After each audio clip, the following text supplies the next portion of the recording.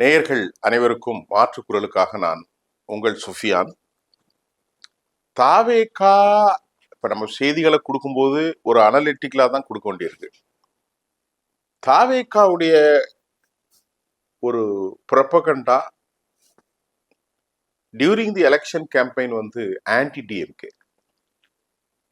நான் ஆட்சிக்கு வந்தாச்சுன்னு சொன்னா திமுக செய்கிற எல்லா அராஜகங்களையும், திமுகவுடைய குடும்ப ஆட்சி, திமுகவுடைய ஊழல், திமுகவுடைய சட்ட ஒழுங்கு பிரச்சனை, போதை, கலாச்சாரம் எல்லாத்தையும் அழித்து விடுவேன். இப்போ முதலாவது ஒரு கேள்வி, நீங்க இப்படி சொன்னீங்களே, 37 வழக்குகள் சிபிஐயால் கைது செய்யப்பட்ட ஒருத்தர், 37 வழக்குகள் அவர் மீது இருக்கிறது. 100 கோடி ரூபாய் சொத்தை திருட்டு போர்ஜரியின் மூலம், திருட்டு பத்திரங்களின் மூலம், திருட்டு டாக்குமெண்ட்ஸ் ரெடி பண்ணி சிறையில் வைக்கப்பட்ட ஒருத்தர் தான் எம்ஆர் பாஸ்கர், விஜயபாஸ்கர். இவர் இப்ப எந்த கட்சியில இருக்காரு? தாவேகாவுடைய பொறுப்பில் பெரும் வரவேற்புக்கிடையே அவர் இணைக்கப்பட்டிருக்கார். Point number 1. பாயிண்ட் நம்பர் 2, மொத்தம் 5 வழக்குகள் இவர் மீது உண்டு. அந்த 5 வழக்கில் 2 அமலாக்கத்துறை, 2 லஞ்ச ஒழிப்புத்துறை, 1 சிபிஐ வழக்கு. அது சி விஜயபாஸ்கர் விராலிமலை. இப்ப இந்த 2 பேரையும் எதுக்கு சேர்த்தீங்க? இப்ப நம்ம கேட்கிறோம். திரு விஜய் ஜோசப் விஜய் என்ன சொன்னாரு? ஊழல்களை சேர்க்க மாட்டான், கல்லாப்பட்டி திருடர்கள் எல்லாம் சொன்னாங்க. கல்லாப்பட்டி திருடர்கள், இந்த கல்லாப்பட்டி திருடர்களை ஏயா சேர்த்தீங்க அப்படின்னு கேள்வி கேட்கணும்ல. நான் கேட்கல, மக்கள் கேட்கிறாங்க. நானும் கேட்கிறேன், மக்களும் கேட்கிறார்கள். இதுல ஊழல்ல பல வகை இருக்கிறது.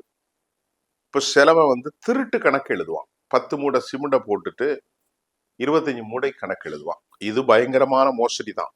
அந்த கட்டிடம் சிதிகளைந்து போகும். சிலவன் என்ன செய்வான்?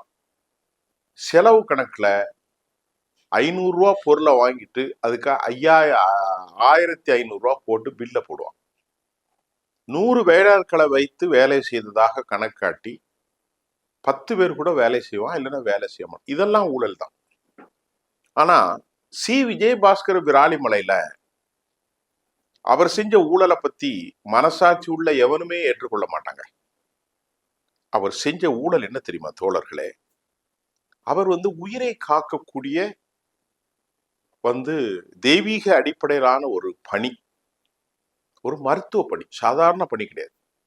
இந்த மருத்துவர்கள் எந்த ஏழை வந்தாலும் சரி, உடனடியாக அவர்கள் தனது உயிரை காப்பாற்று. அவங்ககிட்ட பணம் இருக்கா, காசு இருக்கான்லாம் பார்க்கவே கூடாது.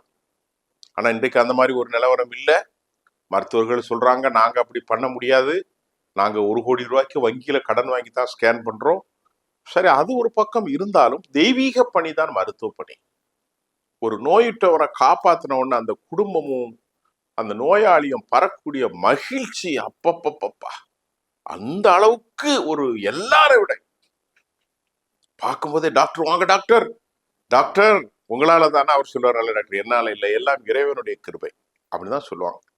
அப்படிப்பட்ட ஒரு உயர்ந்த பதவிங்க மருத்துவ பதவி. அப்படிப்பட்ட மருத்துவராக இருந்த திரு சி விஜயபாஸ்கர், அவர் அரசியல்வாதி இல்லை, ஒரு டாக்டர், ஆங்கில டாக்டர். அவர் என்ன செஞ்சார் தெரியுமா? கேன்சர் வரக்கூடிய மாவோ, குட்கா எப்பமாவது ஒண்ணு போட்டா இல்ல, டெய்லி 10 பாக்கெட் போடுவான். காலு ஹான்ஸ்னு ஒண்ணு இப்படி தூக்கிக்குள்ள வச்சிருவான். இந்த மாதிரியான பாக்குகளை விற்பதற்கு தமிழ்நாட்டில் அனுமதி கொடுத்து 40 கோடி ரூபாய் வாங்கியிருக்காரு இந்த சி விஜயபாஸ்கர். எத்தனை கோடி? 40 கோடி. மாதம் 14 லட்சம் ரூபாய் கொடுத்து அதுவும் பெற்றிருக்காரு. 40 கோடி பெற்றது மட்டும் மாசம் 14 லட்சம். 2013 21 வயசு பல கோடி கோடியா சம்பாதிச்சு சொத்து சேர்த்து அவருக்கு அடுத்த வழக்கு வருமானத்திற்கு அதிகமான சொத்து அவர் மீது, அவரது மனைவி மீது.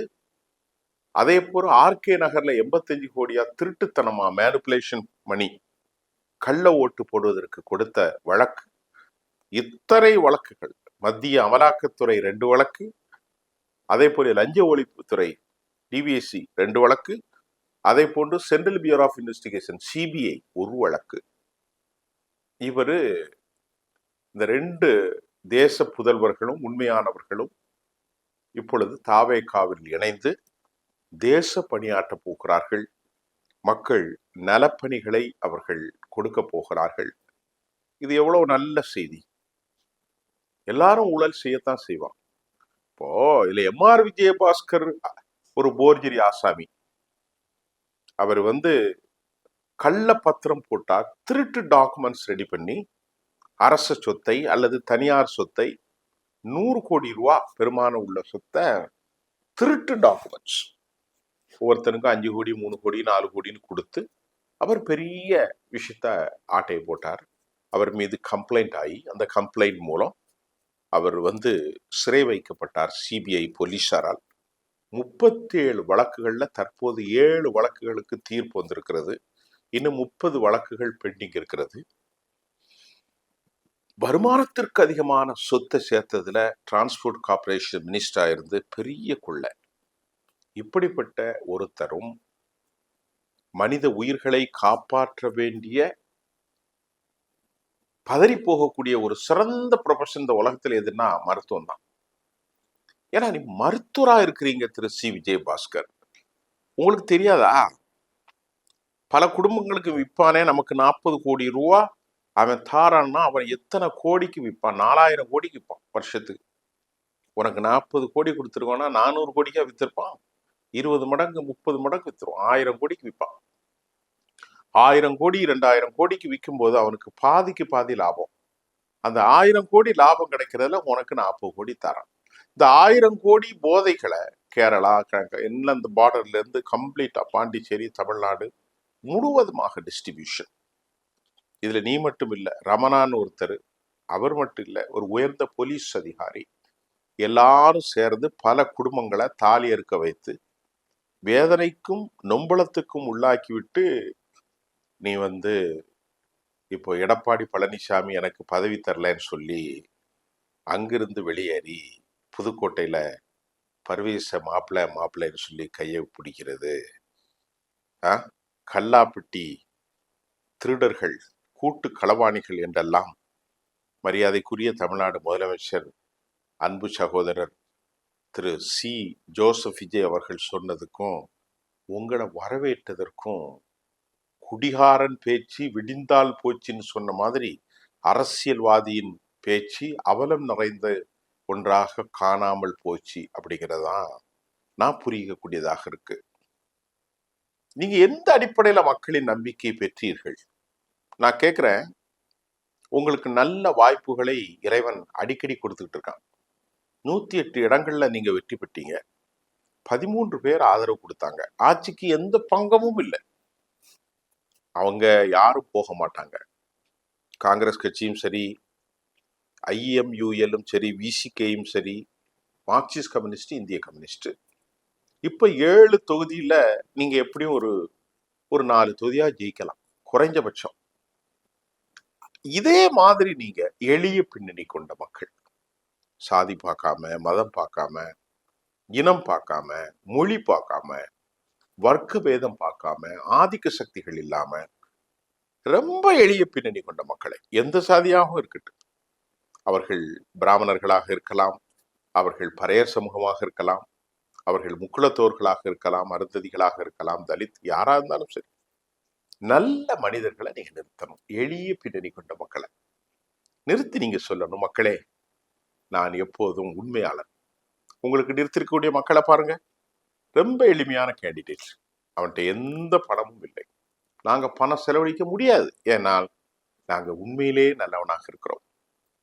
திமுக செஞ்ச அராஜகத்தை திருமங்கலம் ஃபார்முலா 35 கோடி ரூபாய் 40 கோடி ரூபாய் ஜெயித்து அவர்கள் ஒரு புதிய நடைமுறையை கொண்டு வரும்போது நீங்க என்ன செஞ்சீங்க? 35 பைசா செலவு பண்ணல. பூத் கமிட்டி கூட கொடுக்க பணம் கிடையாது. ஏன்? ஒரு உதாரணத்துக்கு இப்படி பல பேர், ஒருத்தர் 2 பேர் இல்லை, இப்படி இந்த மக்களை நீங்கள் அதே பாலிசியை கொண்டு இந்த ஊழல் பெருச்சாளிகளை, மனித சமூக விரோதிகளை, குட்கா, காவா, மாவா, ஹான்சு போண்டு மனிதர்களை அழித்து குடும்பத்தை காவு கொள்ளக்கூடிய இந்த மோசமானவர்களை மீண்டும் சேர்த்து உங்க கட்சிக்காரங்கள்ட்ட கேட்டா, இல்ல வழக்கு வந்து பெண்டிங்கு, அதுல நாங்க தலையிட மாட்டோம். அப்ப எதுக்கு இந்த இவர்களை சேர்த்தீங்க? இதைத்தானே திமுக செஞ்சது. செந்தில் பாலாஜிக்கு வழக்கு பெண்டிங்கு, 471 நாள் தீர்ப்பு வரல. Is not convicted, he may be acquitted, அது வேற விஷயம். அப்ப அப்படி இருக்கும்போது உனக்கும் திமுகவுக்கும் ஏனைய ஊழல் கட்சிகளுக்கும் என்ன வித்தியாசம்? இப்ப பாரதிய ஜனதா இதுதானே செய்து அனைத்து ஊழல்வாதிகளையும் இணைத்துக் கொள்வார்கள். தேவை ஏற்படும் போது அஜித் பவார் மீது வழக்கு இருக்கிறது, நாராயண ராணா மீது வழக்கு இருக்கிறது, இப்படித்தான் அவர்கள் சொல்வார்கள். பிரபுல் பட்டேல் மீது வழக்கு இருக்கிறது. எல்லாமே அண்டர் லெஜிட்டிமேட் ப்ராசஸ். அப்ப அதே போல நீங்க சொல்லி தப்பிக்க பிழைக்கிறீர்களா? இப்ப இதுதான் நமக்கு கேள்வி. அரசியல்வாதிகளுடைய பேச்சு விடிந்தால் போச்சு என்பதை போன்று, குடிகாரன் பேச்சு விடிந்தால் போச்சு என்பதை மாதிரி அரசியல்வாதிகளின் பேச்சு அவலமயமாகி போச்சு என்றுதான் நாங்கள் நம்புவதற்கு இருக்கிறது. எம்ஆர் விஜயபாஸ்கர் கரூர், வேலுச்சாமிபுரம், இந்த 41 பேர் மரணிச்சு குடும்பம் அவலப்பட்டு போச்சு. இப்ப அந்த குடும்பத்திற்கு வேலைவாய்ப்பு அறிவித்திருக்கிறார். இது அந்த கரூர்ல இப்ப எலெக்ஷன் வரப்போகுது, அதுல உங்களுக்கு பலம் கிடைக்கலாம். சிஆர் விஜயபாஸ்கரை கொண்டு சேர்த்துட்டீங்க, எம்ஆர் விஜயபாஸ்கரை, சி விஜயபாஸ்கரை விராலிமலையில சேர்த்துட்டீங்க. அவருக்குன்னு ஒரு சாதி பின்னணியில ஒரு பெரிய வாக்கு இருக்கும், அவர் வெற்றி பெறுவார். இந்த 2 பேரும் வெற்றி பெற்றால் 7, 2, 9. ஏற்கனவே அதிமுகவில் தாராபுரம், மதுராந்தகம், அம்பாசமுத்திரம், அதே மாதிரி இன்னொருத்தர் ஜெயக்குமார் பெருந்துறை, அப்புறம் ஜோசப் சி விஜய் திருச்சி. இதுல ஒரு 5 தொகுதி 7 தொகுதி கிடைச்சா 6 தொகுதி கிடைக்கணும் அப்படிங்கிறதெல்லாம் உங்க நம்பிக்கை. திரு விஜய் அவர்களே, நீங்க சராசரி அரசியல்வாதி தான். ஒன்று புதுசா நாங்க நினைக்கிற மாதிரி இல்லை. உங்க அதிகமா நீங்க பேசாததுக்கு காரணம் இப்பதான் புரியுது. ரொம்ப விவரமான ஆளுங்க. நாங்க கொஞ்சம் அடுத்தடுத்து உங்களை பார்த்துட்டு தான் நீங்க எந்த அளவுக்கு உண்மையானவர்கள் என்பதை அடையாளம் காட்ட முடியும். நன்றி. மீண்டும் அடுத்த செய்தியில சந்திக்கிறோம். தேங்க்ஸ்.